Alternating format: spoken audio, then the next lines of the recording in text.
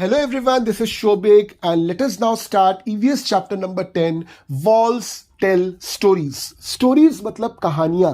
कहानियां हर किसी को पसंद है. कहानियों के जरिए हमारा बहुत बड़ा एंटरटेनमेंट होता है.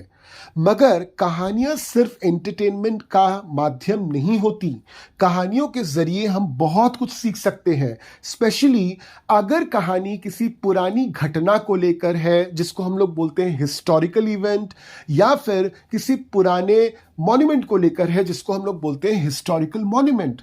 तो इन कहानियों में हम उन घटनाओं के बारे में बहुत इंफॉर्मेशन कलेक्ट कर पाते हैं और उन मॉन्यूमेंट्स के बारे में भी बहुत इंफॉर्मेशन कलेक्ट कर पाते हैं. आज हम जिस चैप्टर को देखने वाले हैं, इस चैप्टर में भी ठीक इसी तरह से एक हिस्टोरिकल मॉन्यूमेंट की हम बात करेंगे. कहानी के जरिए उस मॉन्यूमेंट के बारे में हम जानेंगे. उस मॉन्यूमेंट में जो लोग रहते थे उनके बारे में जानेंगे. क्या वो सोचते थे, किस तरह से उन्होंने इस मॉन्यूमेंट को सेफ बनाया, क्यों सेफ बनाया, ये सभी बातें हम इस कहानी से सीख पाएंगे. तो चले आते हैं पेज नंबर 87 पर और स्टार्ट करते हैं आज की कहानी. Reached Golconda. At last we reached Golconda. We were glad that Didi was with us. Didi studies history and we enjoy visiting different places with her. तो यहाँ पे बच्चे बहुत खुश थे. ये लोग गोलकोंडा पहुंच चुके थे और साथ में उनके दीदी भी थी, क्योंकि दीदी के पास हिस्ट्री का नॉलेज बहुत था और ये जगह जो थी ये भी एक हिस्टोरिकल प्लेस थी. यहाँ पे वो लोग एक हिस्टोरिकल मॉन्यूमेंट को देखने वाले थे. तो बच्चे बहुत खुश थे कि दीदी अब तो हमको बहुत सारा इंफॉर्मेशन दे पाएंगी इस फोर्ट के बारे में. तो सबसे पहले शैलजा बोली, my goodness, this fort is so huge.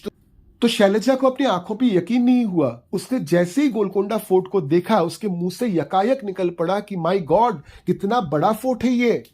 Shridhar बोला, and see at what a height it is build. Shridhar भी चौंक उठा और उसने बोल दिया कि देखो तो जरा, ये फोर्ट जो है कितनी ऊंचाई पे बना हुआ है. कल्याणी बोली, just look, have you ever seen such a huge gate. तो फोर्ट का जो दरवाजा था, किले का जो दरवाजा था, उसको देखकर कल्याणी चौंक उठी और उसने बोला, कितना बड़ा गेट है, ऐसा गेट क्या कभी तुमने देखा है कहीं. जिस पर शैलजा बोली, it must be very heavy. I wonder how many people would be needed to open and close this gate. Shailaja ने भी गेट की तारीफ की और बोला कि हाँ, ये गेट तो बहुत भारी है. जस्ट इमेजिन कितने सारे लोग लगते होंगे इस गेट को ओपन और क्लोज करने में. तो ऑब्वियसली किसी भी किले का जो गेट होता है वो काफी बड़ा और काफी भारी होता है और सही में बहुत सारे लोग लगते हैं इस गेट को खोलने और बंद करने में. कल्याणी बोली, look at these sharp iron spokes. I wonder why they were made. Fort का जो गेट होता है उसके ऊपर लोहे की नुकीली स्पोक्स लगी होती हैं. स्पोक्स एक तरह की आकृति है, उभरी हुई आकृति है. क्यों लगाई जाती है ये गेट्स पर? इसका मेन रीजन ये है कि दुश्मन अगर आएगा, अगर वो आकर जबरदस्ती इस दरवाजे को खोलना चाहेगा, तो वो दो चीजों का इस्तेमाल करेगा. एक, वो बड़े से लकड़ी को लेके आएगा और उससे धक्का मारने की कोशिश करेगा दरवाजे पे. जब ये लकड़ी इस स्पोक से टकराएगी तो वो टूट जाएगी. दूसरा वो कर सकता है कि बड़े किसी जानवर जैसे हाथी, उससे इस गेट को तोड़वाने की कोशिश करे. तो हाथी को ये स्पोक चुभ जाएगी तो हाथी नहीं तोड़ पाएगा. तो बेसिकली गेट की सेफ्टी के लिए इस तरह की नुकीली स्पोक्स लगाई जाती थी. शैलजा बोली, look at these thick walls too. अब इन दीवारों को तो देखो, कितनी चौड़ी हैं ये दीवारें. श्रीधर बोला, I have never seen such thick walls. मैंने तो इतनी चौड़ी दीवारें कभी नहीं देखी. कल्याणी बोली, at some places a part of the wall comes out in a round shape. I wonder why. ये जो चौड़ी दीवारें हैं, इस पे कुछ ही दूरी पे बने होते हैं गोल गोल जगह, जिन जगहों पे सोल्जर्स रह सकते हैं. उनमें छोटी छोटी विंडोज बनी होती हैं जिससे सोल्जर्स बाहर की तरफ देख सकते हैं. इन आकृतियों को हम लोग बोलते हैं बैस्शन या बुर्फ. अब देखिए दीदी ने क्या बोला, दीज आर कॉल्ड बैस्शंस और बुर्फ. See, these are even higher than the wall. The outer wall of this fort has 87 bastions. Thick walls a huge gate, and so many bastions, so many ways to ensure security. Court या किला, इसके अंदर कौन रहते थे? Generally जो king, queen और उसकी जो फैमिली होती थी वो यहाँ पे रहते थे. एट द सेम टाइम उस किंगडम में जितने भी बड़े बड़े लोग थे, मिनिस्टर्स थे, वो लोग रहते थे. तो सिक्योरिटी इनको देनी थी. तो किले को बहुत ज्यादा सिक्योर बनाना था. तो किले की सिक्योरिटी के लिए इतनी चौड़ी दीवारें बनाई जाती थी, बैस्शंस बनाए जाते थे, इतना बड़ा और मोटा सा गेट बनाया जाता था. चले आते हैं पेज 88 पे. Think, why were bastions made in the fort wall? Why were big holes made in them? What difference would be there if you were to look from a straight flat wall or a bastion at a height? How would the soldiers find peeping from the holes in the bastions useful while attacking? तो bastions बनाए क्यों जाते थे? मैंने आपको पहले ही बोला था कि bastions के अंदर soldiers रहते थे और वहां पे छोटी छोटी विंडोज बनी रहती थी जिसपे से वो soldiers बाहर की तरफ देख पाते थे. मगर इसकी जरूरत क्या थी? अगर किले पे अटैक हुआ तो हमको तो देखना पड़ेगा ना कि दुश्मन कहां पे है, उसका गोला बारूद कहां पे रखा हुआ है, कहां से वो गोला बारूद चला रहा है. तो ये बैशंस बनाए जाते थे ताकि सोल्जर्स उसमें छिपकर नजर रख पाए दुश्मन पर. और ये विंडोज इसलिए बनाई जाती थी ताकि वो देख पाए उन बैस्शन से. दीवारों से अगर हम नॉर्मली झांक के देखेंगे, एक तो दीवारें मेरी बहुत चौड़ी हैं, तो उनमें से अगर झांक के देखेंगे तो मुझे सामने की तरफ झुकना पड़ेगा. जैसे मैं सामने की तरफ झुकूंगा तो दुश्मन मुझे देख लेगा. अगर मैं बैस्शन में छुप के नजर रखता हूं दुश्मनों पर तो दुश्मन जो है वो मुझे देख नहीं पाएगा, उसको समझ नहीं आएगा कि मैं कहां से उसके ऊपर नजर रख रहा हूं, उसकी हर एक एक्टिविटी पर नजर रख रहा हूं. तो इसलिए बैस्शंस बनाई जाती थी और बैस्शंस बहुत इंपॉर्टेंट होती थी किसी भी किले में. What did we find inside the fort? तो अब चलिए देखते हैं फोर्ट के अंदर बच्चों ने क्या देखा. Shailaja, I wonder how old this fort would be. Do you think the king built the fort so that he could live here? ये फोर्ट कितना पुराना होगा? तो क्या राजा ने इसे बनाया था यहाँ पे रहने के लिए? तो कल्याणी बोली, It was written outside that Qutub Shahi sultans ruled here one after another from 1518 to 1687. तो 1518 से लेकर 1687 तक गोलकोंडा में सुल्तानों का राज रहा. किन सुल्तानों का राज रहा? कुतुब शाही सुल्तानों का. तो उन्होंने ये फोर्ट बनवाया था. तो अब दीदी क्या बोली? Much before that in 1200 this fort was made of mud and different rulers lived here. तो दीदी बोली कि नहीं नहीं, ऐसा नहीं है कि कुतुब शाही सुल्तानों ने ही ये फोर्ट बनाया था. ये फोर्ट तो काफी पुराना है. इट वॉज बिल्ड इन 1200 और ये फोर्ट उस समय पे ऑब्वियसली ऐसा नहीं दिखता था. वो मड का बना हुआ था, मिट्टी का बना हुआ था. और जितने भी राजा उस समय से थे सभी लोग यहां पे बैठकर राज करते थे. शैलजा बोली, oh look, this board has a map of the fort. तो जब भी आप किसी भी पुराने किले में जाओगे, फोर्ट में जाओगे, तो आपको बाहर एक मैप दिखेगा. श्रीधर बोला, this map shows so many gardens, fields and factories. See, there are many palaces inside the fort. तो उस फोर्ट के अंदर क्या क्या है वो सब कुछ उस मैप में दिया हुआ था. श्रीधर ने वहां से देखकर सबको बताया. शैलजा बोली, that means that not only the sultan but many other people like farmers and workers must have been living here. Kalyani बोली, it must be a complete town. तो जैसे मैंने आपको कुछ देर पहले बताया था कि किंग और उसकी पूरी फैमिली, जितने भी उसके अलावा रॉयल्स थे, मिनिस्टर्स थे, सभी लोगों का पैलेस हुआ करता था फोर्ट के अंदर. तो ऑब्वियसली ये लोग जब फोर्ट के अंदर रहेंगे तो ये तो सिर्फ अकेले नहीं रख सकते, इनके नौकर चाकर लगेंगे, फिर बाकी लोग लगेंगे जो इनकी सेवा करेंगे. तो उनकी जो प्रजा होती थी वो भी फोर्ट के अंदर रहती थी. तो हिसाब से अगर आप देखोगे तो एक किला या एक फोर्ट जो होता था वो काफी बड़ा होता था और उसके अंदर एक पूरी की पूरी नगरी बसी होती थी. The sultan's palace. तो अब देखा जाए सुल्तान के पैलेस का डिस्क्रिप्शन. श्रीधर बोला, these steps seem to go on and on. कितनी सीढ़ियां हैं, खत्म ही नहीं हो रही हैं. Come to page number 89. Shailaja बोली, even in those days they used to have buildings with 2 floors. Obviously तब का आर्किटेक्चर, तब की इंजीनियरिंग बहुत डेवलप थी भाई, तो वहां पे भी, उस समय पे भी 2 मंजिले मकान होते थे। कल्याणी बोली, now the building is in ruins, but one can imagine that earlier there were many big halls and rooms here. तो कल्याणी को खराब लगा कि जो पैलेस था, उसकी बिल्डिंग जो है अभी काफी टूट फूट गई है, मगर साथ में उसको यह भी यकीन हुआ कि इसको देखने से ही पता चलता है कि कितना आलीशान होता होगा उस समय, कितने बड़े बड़े हॉल्स होते होंगे, कितने सारे रूम्स होते होंगे इस बिल्डिंग के अंदर। श्रीधर बोला, look at this beautiful carving on the walls, it is so fine. तो पहले के जो मंदिर होते थे, पहले के जो मॉन्यूमेंट्स होते थे, वहां पे आप जाओगे ना, तो वहां पे देखोगे दीवारों पर लोगों ने बहुत अच्छी नक्काशी बनाई थी। तो इस नक्काशी को देखकर बिल्कुल ही चौंक गया श्रीधर। कल्याणी बोली, we also saw something like a fountain on one of the roofs. तो तब के लोग जो थे बहुत आर्टिस्टिक हुआ करते थे, ऐसा नहीं कि एक बिल्डिंग खड़ा कर दिया और बस हो गया, तो बहुत अच्छी तरह से सजाते थे, नक्काशियां बनाते थे, फाउंटेन्स, फाउंटेन्स मतलब फव्वारा जो होता है वो बनवाते थे। तो कल्याणी ने इस तरह के एक फव्वारे को देखा था।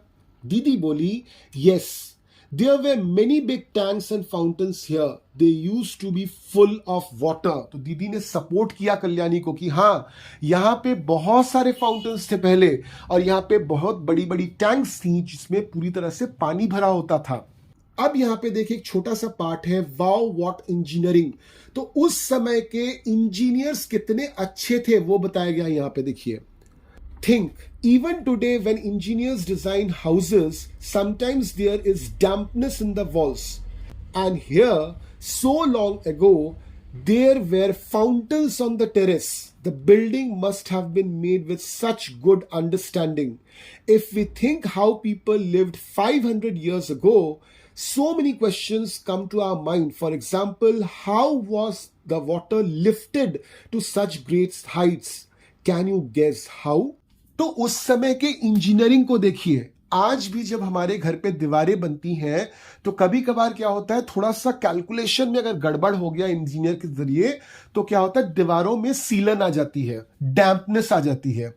मगर तब का सोचिए कि उन्होंने जो बिल्डिंग खड़ी की उसके ऊपर उन्होंने फव्वारा लगा दिया, तो फव्वारा रहेगा तो ऑब्वियसली पानी तो गिरेगा ही छत पे, मगर फिर भी कोई सीलन नहीं लगता था उस समय। तो कितनी अच्छी तरह से उन्होंने कैलकुलेशंस वगैरह किए होंगे। और यह भी सोचने की बात है क्योंकि उतने साल पहले, आज से 500 साल पहले की हम बात कर रहे हैं, जब ये गोलकोंडा फोर्ट आज की जो हालत में है वो बना था, तो उस समय तो इलेक्ट्रिसिटी भी नहीं था, तो फव्वारा चलता कैसे होगा, फव्वारे में पानी आता कैसे होगा। तो ये भी एक बहुत बड़ी सोचने की बात है। तो ये बिल्कुल एक पुख्ता सबूत है कि उस समय engineering was highly developed. Come to think and discuss, how would the fountains have worked? What arrangements would have been made in the building for air and light? तो चौंकने वाली बात है, फाउंटेन्स उस समय काम कैसे करते थे। इस सवाल का जवाब जो है हम थोड़ा सा घूम के निकालते हैं। आज हमारे घर पे इलेक्ट्रिसिटी है, घर पे पंखा है, एसी है, कूलर है। अगर हमको गर्मी लगती है तो हम लोग क्या करते हैं, पंखा, कूलर या एसी ऑन कर लेते हैं।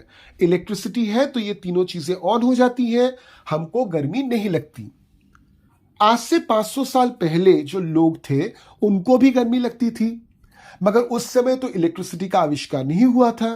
तो उस समय नो डाउट पंखा नहीं था, इलेक्ट्रिसिटी से चलने वाला पंखा नहीं था, या फिर वाटर कूलर नहीं था, या फिर एसी नहीं था, मगर तब भी लोग हवा तो झलते थे ना, तब भी लोगों को गर्मी तो लगती थी ना। यानी कि टाइम टू टाइम हमारा जो साइंस है वो डेवलप कर रहा है, मगर इसका मतलब ये नहीं है कि पुराने जो लोग थे उनके पास साइंटिफिक डेवलपमेंट था ही नहीं। वे उस समय फाउंटेन को चलाने के लिए सक्शन कॉन्सेप्ट नाम का एक कॉन्सेप्ट यूज करते थे। आज के जमाने में उस कॉन्सेप्ट का यूज बिल्कुल ही कम हो गया है, क्योंकि हमारे पास आज के जमाने में इलेक्ट्रिसिटी है और इलेक्ट्रिसिटी के जरिए हम इलेक्ट्रिक वाटर पंप चला सकते हैं। तो उस समय सक्शन टेक्नोलॉजी के जरिए ये फाउंटेन्स चलते थे। साथ में उस समय जो बिल्डिंग्स बनाए जाते थे उनकी जो डिजाइनिंग की जाती थी, वो designing keeping in to mind कहाँ से हवा आने वाला है, कीपिंग इन टू माइंड कहाँ से धूप आने वाली है, ये सब चीजों को ध्यान में रख के बनाया जाता था। सिर्फ गोलकोंडा फोर्ट नहीं, आप किसी भी पुराने हिस्टोरिकल मॉन्यूमेंट में जाओगे, सभी जगहों पे ये चीजें ध्यान में रखी जाती थी कि कहां से लाइट आने वाली है, किस जगह पे खिड़की बनाए तो लाइट ज्यादा देर तक अंदर आएगी, या फिर किस जगह पे हम कितनी बड़ी खिड़की बनाए तो हवा वहां से काफी देर तक आने वाली है। तो इन्हीं चीजों को ध्यान में रखकर उस जमाने में जो बिल्डिंग्स बनते थे वहां पे हवा और रोशनी का ख्याल रखा जाता था। Look carefully at the picture of the beautiful carving on the wall. What kind of tools would have been used for such fine carving? Generally इस तरह के carvings या तो मार्बल पे होते थे, या फिर वुड पे होते थे, या किसी दूसरे मेटल पे होते थे। देखिए, हम बात कर रहे हैं आज से 500 साल पहले की, तो तब तक तो लोगों के पास डिफरेंट टाइप ऑफ टूल्स, औजार लोगों ने बना लिए थे, तो उन टूल्स का यूज होता था इस तरह के ड्राइंग्स या इस तरह के कार्विंग्स को बनाने में। और ये जितने भी टूल्स थे ये सभी के सभी हाथ से चलते थे, इनको बोलते थे हैंड हेल्ड टूल्स। कोई भी इलेक्ट्रिसिटी उस समय थी नहीं, तो कोई भी इलेक्ट्रिसिटी ऑपरेटेड टूल्स उस समय यूज नहीं होते थे। We still do not have electricity at many places in our country, even at places which do have electricity. Imagine what would happen if there was no electricity for 1 week. What are the things that would be difficult to manage without it? Electricity के बगैर तो आज हमारा गुजारा होगा ही नहीं। गर्मी लगती है, हमको चाहिए एसी, पंखा, चलेगा वो इलेक्ट्रिसिटी से। अगर हमको ठंड लगती है तो हमको चाहिए रूम हीटर, वो भी चलेगा इलेक्ट्रिसिटी से। खाना अगर बनाना हो तो बहुत सारे लोग इंडक्शन कुकर यूज करते हैं, इंडक्शन हीटर यूज करते हैं। अगर खाना आज बनाया और उसको 2 दिन बाद खाना है तो उसके लिए हम रेफ्रिजरेटर यूज करते हैं। अगर हमको एंटरटेनमेंट चाहिए तो हमको मोबाइल यूज करना पड़ता है, लैपटॉप यूज करना पड़ता है, टेलीविजन यूज करना पड़ता है, और ये सभी के सभी चीजें चलती हैं इलेक्ट्रिसिटी से। तो बिना इलेक्ट्रिसिटी के आज के जमाने में गुजारा जो है, इट इज ऑलमोस्ट इम्पॉसिबल। चले आते हैं पेज नंबर 90 पे। Where is east west? At the place you are, where does the sun rise, where does it set? ये निकालना बहुत आसान है। अगर आप किसी जगह पे खड़े हैं तो अपना चेहरा जो है उस तरफ रखिए जहां से सूरज निकलता है। तो ऑब्वियसली आप किस तरफ देख रहे हो? ईस्ट की तरफ। तो आपका सिर जो है वो किस तरफ मुड़ा हुआ है? वेस्ट की तरफ। आपका जो लेफ्ट हैंड है वो किस तरफ पॉइंट करेगा? नॉर्थ की तरफ। और आपका जो राइट हैंड है वो किस तरफ पॉइंट करेगा? साउथ की तरफ। तो डायरेक्शंस निकाल पाना बहुत आसान है। एक डायरेक्शन को आपको पकड़ना है, बाकी सभी डायरेक्शंस निकल जाएंगे। तो पहले के जमाने में भी लोग इसी तरह से डायरेक्शंस निकालते थे। वो किसी एक डायरेक्शन को पहचानते थे और उससे बाकी डायरेक्शंस खोज के निकाल लेते थे। और ये डायरेक्शंस जो है ना, ये किसी भी बिल्डिंग कंस्ट्रक्शन के लिए बहुत इंपॉर्टेंट है। Come to tell and write. Look carefully at the map of Golconda. On the map, arrows show all 4 directions. तो आपका जो मैप है वो पेज 91 में दिया हुआ है। इस मैप को बहुत ध्यान से देखिए। मैप के ठीक ऊपर एक ट्रायंगल बनी हुई है ब्लैक कलर की, और उसके ऊपर एन लिखा हुआ है, नॉर्थ। यानी कि ये जो डायरेक्शन है ऊपर की तरफ, दैट इज नॉर्थ। तो ऑब्वियसली आपका दाहिने तरफ ईस्ट है, देखिए लिखा हुआ है वहां पे। नीचे की तरफ साउथ है, लिखा हुआ है वहां पे। और बाई तरफ जो आपका पड़ेगा दैट इज वेस्ट है, वो भी आपका वहां पे लिखा हुआ है। इस मैप में गोलकोंडा फोर्ट के अंदर जो भी चीजें हैं, सभी की सभी चीजें यहां पे दी हुई हैं। और इस मैप को स्टडी करके कौन से चीज किस डायरेक्शन में है, किसके किस डायरेक्शन में है, ये स्टडी करके आपको पेज 90 में जो क्वेश्चंस हैं उन क्वेश्चंस का आंसर देना पड़ेगा। ये आपका होमवर्क रहेगा। मैप को बहुत अच्छी तरह से स्टडी कीजिए। स्टडी करने के बाद पेज नंबर 90 में जो क्वेश्चंस है उनको सॉल्व कीजिए। ये होमवर्क का जो आंसर है मैं अगले वीडियो में पोस्ट कर दूंगा। Come to page number 92। Why these attacks? While we were talking, Sridhar called us to see a big gun or cannon. We ran up the steps. Shailaja, this must have been Sultan's big gun. Then Didi said, this was used by Aurangzeb. His full army came with their guns and cannons to attack, but they could not even enter the fort. For 8 months, they camped outside the fort. Shailaja asked, why would the army come here from all the way from Delhi? तो अभी तक क्या हुआ कि सभी लोग बातचीत कर रहे थे और श्रीधर बीच में आया और सबको बुला के ले गया और उसने एक बहुत बड़ी गन दिखाई सबको, जिसको हम लोग बोलते हैं कैनन, वो दिखाया। ये देखकर शैलजा बोली कि हो सकता है ये यहाँ के सुल्तान की गन हो, जिस पर दीदी ने क्लैरिफाई किया और बोला कि नहीं, ये गोलकोंडा के सुल्तान की गन नहीं है, ये औरंगजेब की गन है। औरंगजेब ने इस फोर्ट पे अटैक करना चाहा, इस फोर्ट को अपने कब्जे में लेना चाहा, मगर वो यहाँ पे अपनी पूरी फौज लेकर 8 महीने रह तो गया, पर इस फोर्ट के अंदर नहीं घुस पाया। ये सुनकर शैलजा को बहुत आश्चर्य हुआ कि क्या जरूरत थी औरंगजेब को दिल्ली से अपनी पूरी फौज लेके यहाँ पे आने की। दीदी ने बताया, इन those days emperors and Kings played such tricks. They tried to make smaller kingdoms a part of their own kingdom.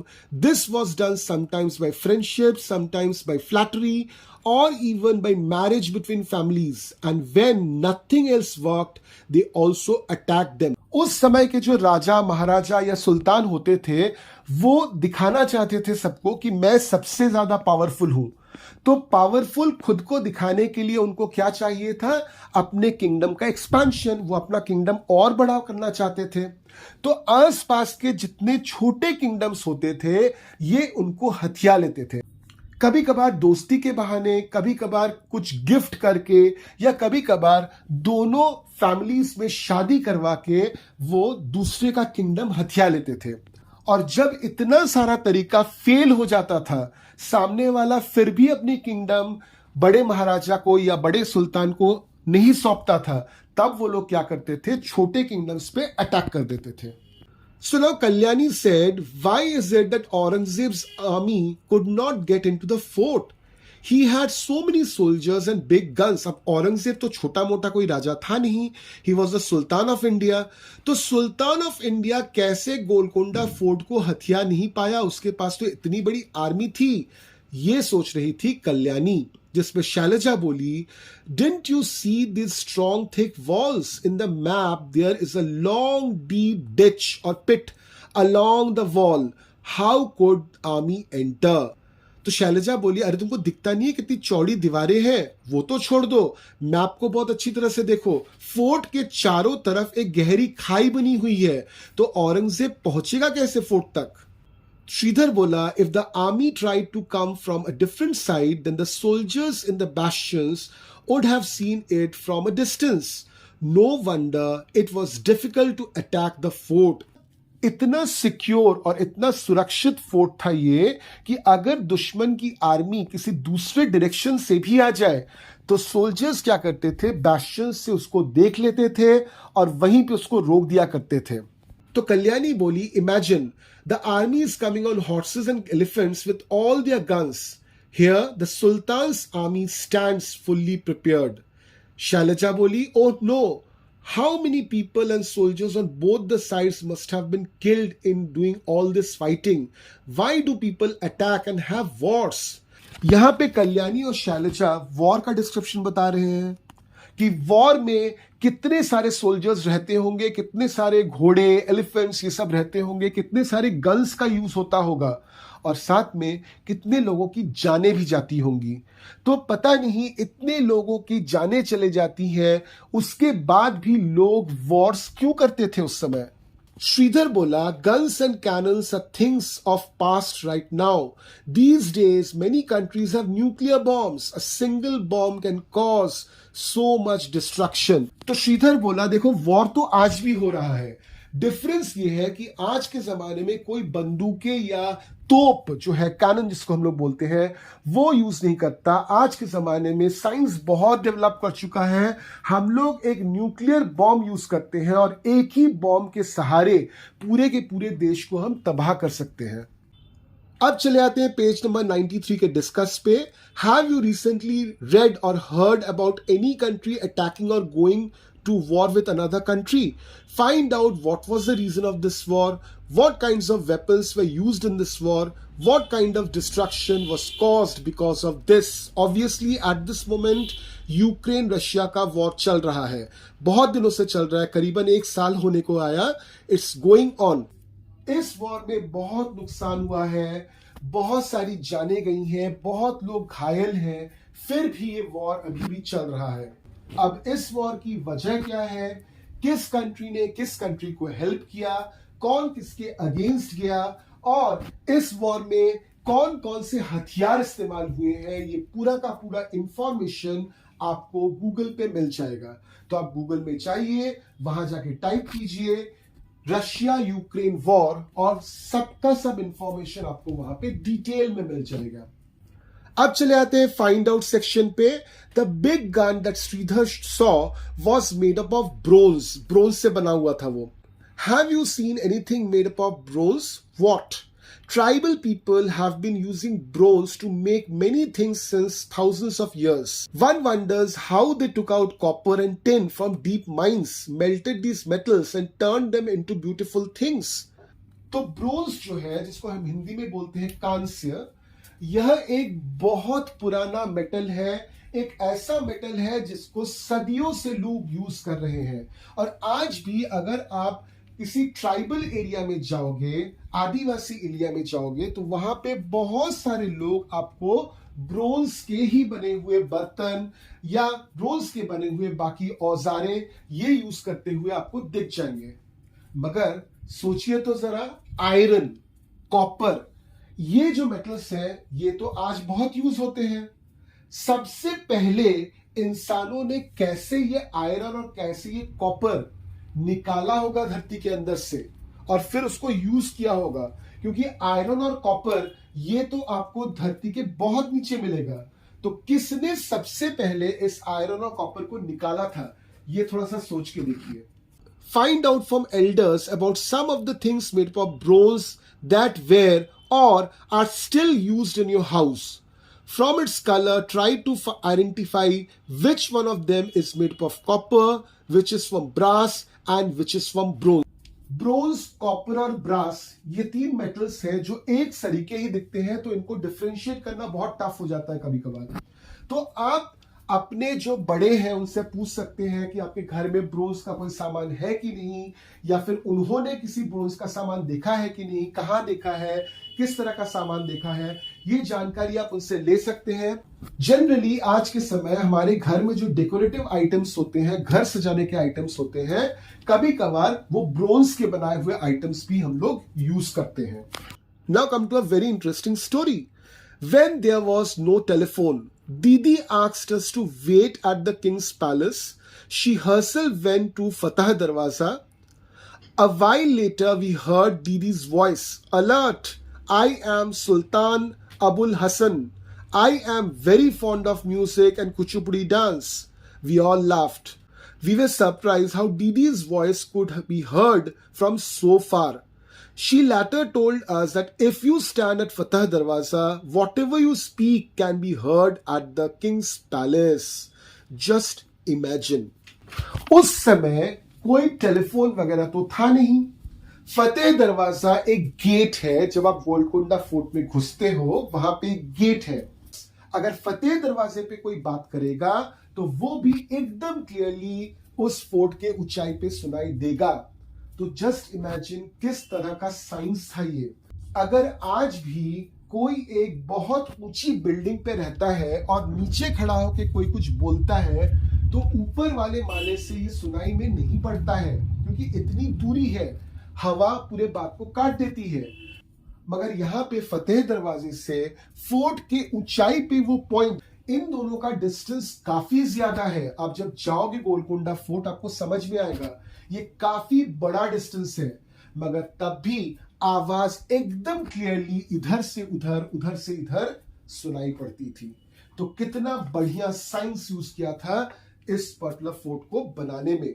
अब ये क्यों यूज किया था उस समय, उसकी एक बहुत बड़ी वजह है कि जब भी कोई दुश्मन अटैक करता था तो फतेह दरवाजे से ये लोग बोलकर एकदम फोर्ट की ऊंचाई पे जो पहरेदार थे उनको इन्फॉर्म कर दिया करते थे, इसलिए ये टेक्नोलॉजी उस समय यूज की गई थी। चले आते हैं पेज नंबर 94 पे, arrangements for water. The picture shown here is made after seeing a very old painting of those times. Can you think why bullocks have been used here? Use your hand movements to show in which direction the drum attached and the rod moves when the bullocks move. In which direction would the tooth wheel move? इस तस्वीर के जरिए समझने की कोशिश कीजिए कि उस जमाने में पानी कैसे फोर्ट पे लाया जाता था। फोर्ट तो काफी ऊंचा था, तो पानी वहां पे लाते कैसे थे। पानी वहां पे लाया जाता था, ये जो तस्वीर दी हुई है वहां पे जो प्रोसेस दिया हुआ है उस प्रोसेस से लाया जाता था। किया जाता था कि कुछ ड्रम्स बांधे जाते थे कुछ बैलों पे तरफ। ये बैल जब इस ड्रम्स के इर्द गिर्द घूमते थे तो उनके साथ ये ड्रम भी घूमता था। ड्रम से एक लंबी लकड़ी जिसको हम लोग बोलते हैं एक्सल, वो बंधा हुआ था एक पंचौकी के साथ। ये पंचौकी घूमना शुरू करता था और पानी को ऊपर की तरफ ढकेल देता था।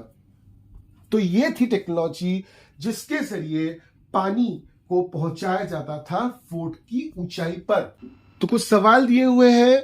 Now imagine how would this garland of pots lift water from the well? तो ये जो garland मतलब हार और pot का मतलब होता है घड़ा। तो यहां पे इस तस्वीर में जो घड़े हैं वे इस तरह से सजाए हुए हैं कि वो एक माला की तरह दिख रहे हैं। तो जब बैल घूमते थे उनके जरिए ड्रम घूमता था और ड्रम के घूमने से जो एक्सल है, जो रॉड है, वो रॉड घूमता था और ये रॉड जो है वो गार्लैंड ऑफ पॉट्स यानी कि घड़ों से बना हुआ माला जो है उसको घुमाता था और ये हर एक पॉट जब पानी में गिरता था पानी वहां से उठा लेता था। Do you now get some idea about how the tanks would have been filled by lifting water from the wells? Even today we can see clay pipes in the parts of the fort. These pipes would have been used to carry water to different places in the palace. तो यही वाली technology use करके उस समय पानी लाया जाता था। तो आज भी आप जब जाओगे गोलकोंडा फोर्ट में तो वहां पे आपको पाइप्स मिलेंगी। आज के जमाने में पाइप्स जो है वो मेटल की बनी होती है, उस समय ये पाइप्स जो है मिट्टी की बनी होती थी। तो ये अर्दन पाइप्स जो है, मिट्टी से बनी हुई पाइप्स जो है, ये वाटर कैरी करती थी पैलेस के हर एक हिस्से में। Where else have you seen such wheels attached to each other? For example, in the gear of a cycle or somewhere else. ये टेक्नोलॉजी आपने साइकिल में देखा है।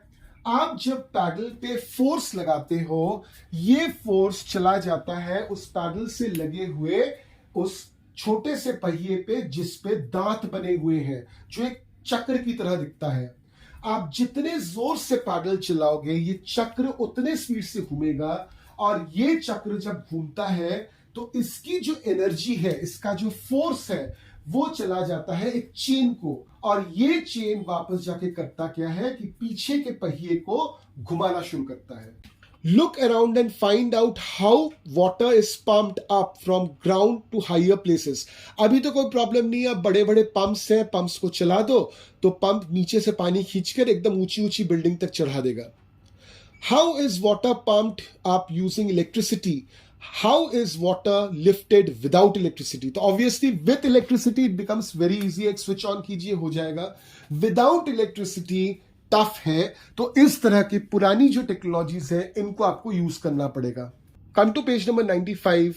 What a sad sight, talking, whistling and listening to our own echo we were walking through this मेहराब। मेहराब means arc. इस तस्वीर में देखिए आपको आर्क नजर आ रहा है, इस कंस्ट्रक्शन को कहते हैं arc. Now Sridhar says, oh, this breeze feels so cool in this tunnel. कितनी ठंडी हवा लग रही है इस टनल के अंदर। और Selja says, it was written that soldiers stayed here. यहाँ पे soldiers रहते थे। Sridhar said, see this board, but look what the wall is like. Shailaja, oh, think how this wall has seen thousands of years go by. It has seen kings and queens, horses and elephants, war and peace. But we have spoiled it in just few years. Kalyani says, I don't understand what kind of fun do people get in writing their names all over the palace like this. Golconda fort 500 साल करीबन पुराना है. इसके अलावा भी हमारे देश में बहुत सारी पुरानी फोर्ट्स हैं, बहुत सारे पुराने महल हैं, बहुत सारी ऐसी जगह हैं जिनके बारे में हम बहुत कुछ जानते हैं या फिर बहुत कम जानते हैं. मगर ये सभी जो जगहें हैं ये हमारे लिए बहुत इंपॉर्टेंट है. It's a part of our history, it's a part of our culture. आज शायद हम उनके बारे में जितना जानते हैं कल शायद उससे ज्यादा जान पाए. कितना कुछ देखा है इन बिल्डिंग्स ने, कितनी अच्छी घटनाएं, बुरी घटनाएं, कितने लोगों की हंसी, कितने लोगों का मजाक, कितने लोगों का रोना शायद इन दीवारों ने देखा होगा. मगर बहुत सारे ऐसे लोग हैं जब वे इस तरह के बिल्डिंग्स में या इस तरह के मॉन्यूमेंट्स में घूमने जाते हैं उनको बिना जाने या फिर जानबूझकर गंदा करते हैं. कुछ लोग अपना नाम लिखते हैं, कुछ लोग पता नहीं कुछ भी वहां पे लिख देते हैं, कुछ लोग जो खाना खा रहे हैं उसको फेंक के चले आते हैं, कुछ लोग पान थूक के चले आते हैं, कुछ लोग उस जगह को जाकर तरह तरह के चिप्स का पैकेट ये वो डाल के चले आते हैं. तो अल्टीमेटली होता क्या है कि वो जो मॉन्यूमेंट है, वो जो जगह है, उस जगह को आप खराब कर रहे हो. इस तरह से अगर आप चीजों को बर्बाद करते रहे तो हो सकता है आज से अनदर 100 साल में या फिर 150 साल में ये चीजें पूरी तरह से टूट जाए. इसी वक्त अगर आप किसी भी मॉन्यूमेंट पे जाके देखोगे तो मॉन्यूमेंट का कुछ ना कुछ हिस्सा तो आपको टूटा फूटा मिलेगा ही, क्योंकि ऑब्वियसली टाइम के साथ चीजें टूट जाती हैं. उसके ऊपर अगर हमने जानबूझ के इनको गंदा किया, जानबूझकर इनको बिगाड़ा, तो ऑब्वियसली क्या होगा कि बहुत ही जल्दी ये सारी चीजें जो है वो गायब हो जाएंगी, टूट जाएंगी पूरी तरह से. तो हम अपना जो हिस्ट्री है, हम अपना जो कल्चर है वो हम खो देंगे. तो ऐसी चीजें हमें नहीं करनी चाहिए. इन मॉन्यूमेंट्स को, इन जगहों को साफ रखना चाहिए. Close your eyes and go back in time. Imagine that you were in those days when there was a busy town inside Golconda. Think about the questions given below and discuss it in the class. You could even put up a play. तो आंखें बंद करके imagine कीजिए कि आप गोलकोंडा में हैं. न केवल गोलकोंडा में हैं, आप उस समय में गोलकोंडा में हैं जब गोलकोंडा में भरी हुई थी चहल पहल. अब उस समय का सोचकर कुछ क्वेश्चन से उनका आंसर निकालने की कोशिश कीजिए. What is the Sultan doing in the palace? What kind of clothes is he wearing? What dishes are being offered to him? Why does he seem so worried? And in what language is he talking? सोचिए एक बार कि उस समय किस तरह से लोग जीते थे, कैसे बोलते थे, उनकी सोच क्या थी दूसरों को लेकर. Come to page number 96. Imagine the rooms in the palace, the beautiful carpets and curtains, fountains on the terrace, and the sweet smell of rose and chameli. Where is this coming from? उस समय के building के बारे में सोचिए, rooms के बारे में सोचिए, अंदर का डेकोरेशन सोचिए, गार्डन्स के बारे में सोचिए. What are the different kinds of factories you can see? How many people are working there? What are they doing? What are they wearing? How long do you think they work? उस समय के लोग कैसे काम करते थे, क्या काम करते थे, किस तरह से काम करते थे, ये एक बार सोचिए. Look there, see how finely those craftsmen are carving the stones using a chisel and hammer. Can you see the stone dust in air? Do you think this stone dust would harm them in some way?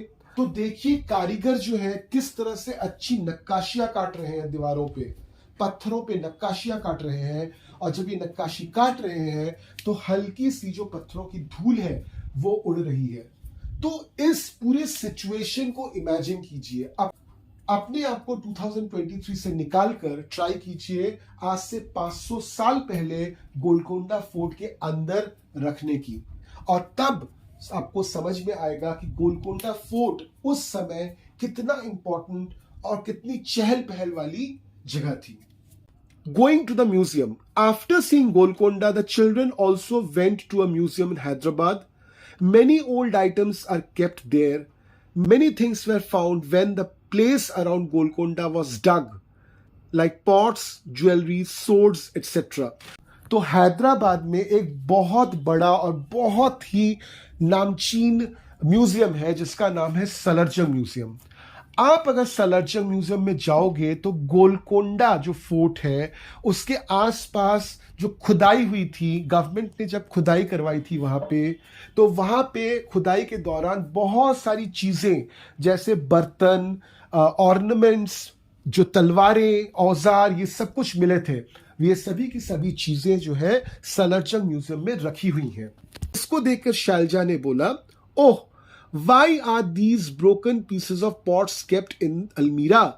See that small plate made of bronze. That blue piece seems to be made of ceramic. तो शैलजा को समझ में नहीं आ रहा था ये टूटे फूटे औजार, टूटी फूटी बर्तनों को अच्छी तरह से सजा बुझाकर अलमीरा में क्यों रखा हुआ है. तो दीदी बोली, It is through all these things that we come to know how people of those times lived, what they used and what things they made. If all these would not have been kept here, how would you know so much about those times? देखिए, हम तो 2023 में है ना. अगर हम जानना चाहते हैं कि आज से 100 साल या 500 साल, 1000 साल या 2000 साल पहले जो लोग हुआ करते थे वो क्या सोचते थे, क्या करते थे, किस तरह से उनका जीवन था, वो लोग कैसे कपड़े पहनते थे, किस तरह का उनका साइंटिफिक अप्रोच था, अगर ये सभी चीजें हम जानना चाहें, अगर इन सवालों का आंसर हम जानना चाहें, तो हमको ड्यूरिंग द आर्कियोलॉजिकल एक्सकावेशन, यानी कि खुदाई जो होती है इन जगहों की, पुरानी जगहों की, उन खुदाई के वक्त जितने भी सामान मिले, जो पॉट्स मिले, ऑर्नामेंट्स मिले, जो भी आर्टिकल्स मिले, इन चीजों को हमको स्टडी करना पड़ेगा. इन चीजों को स्टडी करने से ही हम उन लोगों के बारे में जान पाएंगे. और चूंकि हम उन लोगों के बारे में इन चीजों से जान पाते हैं तो ये चीजें जो है हमारे लिए बहुत ही ज्यादा इंपॉर्टेंट बन जाती हैं. अगर ये चीजें नहीं होती तो हम उनके बारे में जान ही नहीं पाते. तो हमारा आज जो भी नॉलेज है उनके बारे में वो इन चीजों से आया है. So these things are very important. तो इनको तो ऑब्वियसली संभाल के रखना पड़ेगा ना. Come to page number 97. Write, what kind of pots have you seen around you? Try to find out from your grandparents about the other kinds of pots and pans they used in their time. Have you ever been to some museum or heard about it? What all things are there in a museum? अगर आप किसी शहर में रहते हो तो हर एक शहर में एक ना एक म्यूजियम रहता ही है. अगर आप किसी छोटे शहर में रहते हो या गांव में रहते हो तो आपके घर के पास जो मेन शहर है वहां पे भी कोई म्यूजियम होता होगा. म्यूजियम विजिट कीजिए. म्यूजियम आप जाएंगे तो वहां पे आपको ऐसी बहुत सारी जानकारियां मिल जाएंगी कि इंसान पहले कैसे जीते थे, किस तरह की सोच रखते थे, उनका हर दिन का जीवन कैसा होता था. Come to survey and write. Is there any old building or monument near your house which people come to see? If yes, name it. Have you ever gone to see any old monument? Which was that? Did you feel it told you a story? What could you know about those times from it?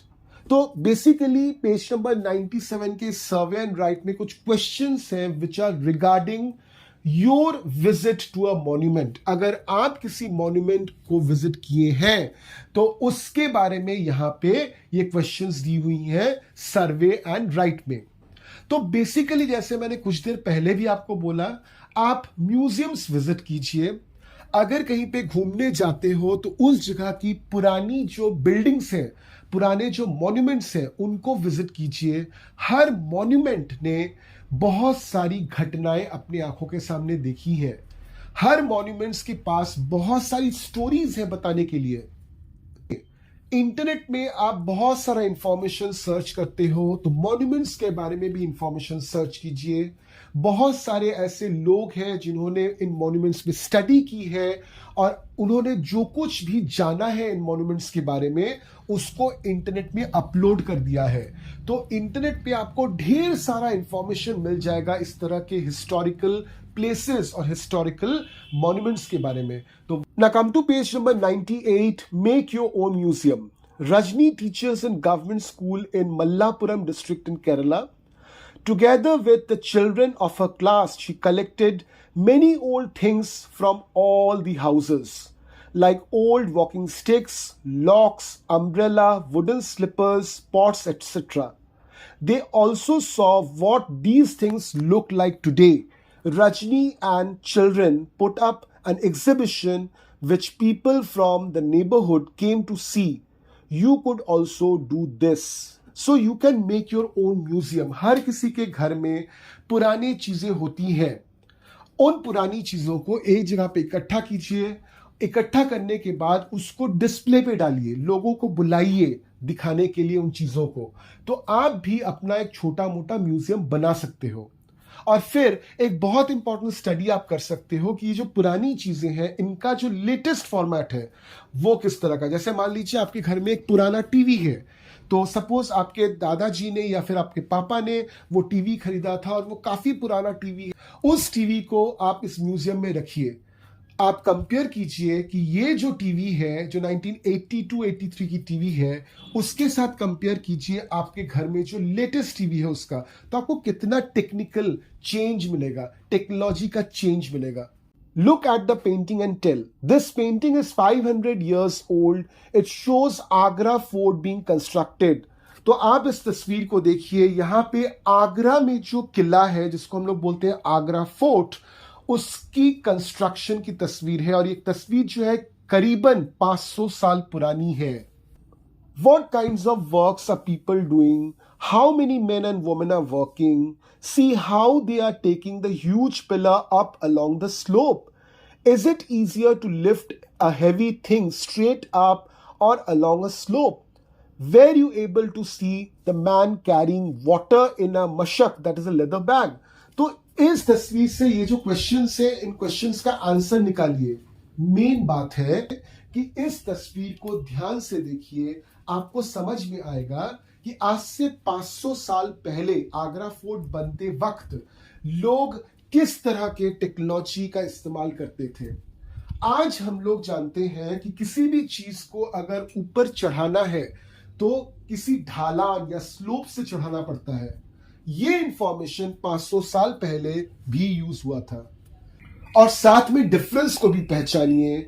आज की तारीख में अगर कोई building बनाई जाती है तो वहां पे जितने भी टूल्स है या फिर इंस्ट्रूमेंट्स है या फिर मशीनरी है उसका जो यूज किया जाता है मैक्सिमम चलते हैं इलेक्ट्रिसिटी से। और उस वक्त आज से 500 साल पहले इलेक्ट्रिसिटी का इन्वेंशन नहीं हुआ था, तो वहां पे लोग जो है मैकेनिकल लेबर करते थे, अपने हाथों से सब काम करते थे। तो यहाँ पे बहुत सारे वर्कर्स आपको दिख रहे हैं, जबकि आज के जमाने में जब कोई बिल्डिंग बनाई जाती है बहुत कम वर्कर्स की जरूरत पड़ती है क्योंकि आधे से ज्यादा काम आपकी मशीन्स कर देती हैं। तो अब चले आते हैं finally what we have learned में। Sangeeta thinks it is useless to keep old things in museum. How should you convince her that it is important to have a museum? It is extremely important. आज पूरे India को अगर मान के चले कितने सारे हिस्टोरिकल प्लेसेस हैं, जिन हिस्टोरिकल प्लेसेस में जब खुदाई होती है, एक्सकवेशन होता है, तो कितने सारी चीजें मिलती हैं। इन चीजों को कहाँ रखा जाए? इन चीजों को अगर हम छुपा के किसी अलमारी में रख देते हैं या छुपा के किसी बैंक के लॉकर में रख देते हैं तो नॉर्मल जो लोग हैं जिसको हम लोग बोलते हैं आम जनता, उनको ये चीजें कभी भी देखने को नहीं मिलेंगी। तो हमको ये चीजें जो है स्टडी भी करनी पड़ेंगी। एट द सेम टाइम हमको ये चीजें जो है नॉर्मल जो लोग हैं उनको भी दिखानी पड़ेंगी। तो आप मैं इन चीजों को कैसे देखेंगे? हमने सीख तो लिया, जान तो लिया कि जो लोग थे 500 इयर्स पहले जिन्होंने गोलकुंडा फोर्ट बनाया था, वहां पे उन लोगों ने मान लीजिए ये वाला हथौड़ी यूज किया था। अब ये आपने मैंने जान लिया। वो हथौड़ी अगर आप मैं देखना चाहते हैं तो कहां देखेंगे? तो वो देखने के लिए हमको जाना पड़ेगा म्यूजियम। तो म्यूजियम वो जगह है जहां पे पुरानी चीजों को रखा जाता है ताकि लोग उन चीजों को देख पाए अपनी आंखों से, एट द सेम टाइम जिनको उन चीजों पे स्टडी करनी है वो अपना स्टडी वहां पे जाके कर पाए। Why do you think the chapter is named walls tells stories? अगर आप एक 500 साल पुराना मॉन्यूमेंट विजिट कर रहे हो तो सोचो जरा कि उस मॉन्यूमेंट के अंदर कितनी घटनाएं घटी होंगी। कुछ घटनाएं खुशी की थी, कुछ घटनाएं दुख के थे, कुछ घटनाएं जो है वो किसी के जन्म से रिलेटेड थी, कुछ घटनाएं जो है किसी के मौत से रिलेटेड थी। कितने सारे अटैक्स हुए होंगे दुश्मनों के उस पर्टिकुलर बिल्डिंग पे। ये सभी के सभी इंसिडेंट्स या एक्सीडेंट्स जो उस मॉन्यूमेंट के अंदर घटे, ये सभी के सभी एक्सीडेंट्स किसने देखा? उन दीवारों ने देखा। ये बिल्कुल सही है कि दीवारें बोल नहीं पाती हैं, मगर इन दीवारों पे उन पुराने लोगों ने बहुत सारी तस्वीरें बनाई हैं, बहुत सारी नक्काशियां की हैं।